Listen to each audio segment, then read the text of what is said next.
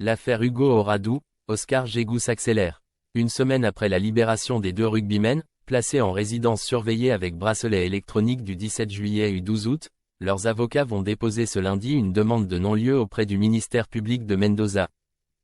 Une information confirmée par Rafael Cuneo Libarona, qui défend le deuxième ligne de Pau et le troisième ligne de La Rochelle en Argentine.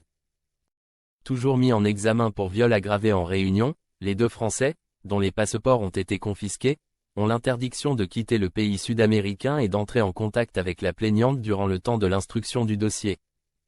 Le parquet a considéré que la première version de la plaignante a été affaiblie par divers éléments, et pointé des contradictions notoires et des zones grises dans le dossier, considérées comme trop faibles pour justifier le maintien en détention des deux Français. L'instruction pourrait prendre fin dans le courant de la semaine prochaine si le parquet ne s'oppose pas à la demande de non-lieu de la défense et que la juge Eleonora Arenas prend la décision d'abandonner les charges. La décision peut prendre quelques heures ou plusieurs jours, le temps d'analyser les arguments des deux parties, précise le parquet. Les avocats de la plaignante ont déjà annoncé qu'ils s'opposeraient à cette demande, car beaucoup d'éléments doivent encore être versés au dossier, selon Natacha Romano, représentante de la victime présumée. Ce lundi, les expertises psychologiques et psychiatriques réalisées sur les deux accusés cette semaine seront analysées par plusieurs professionnels de santé à partir de 18 h en Argentine, 23 h en France.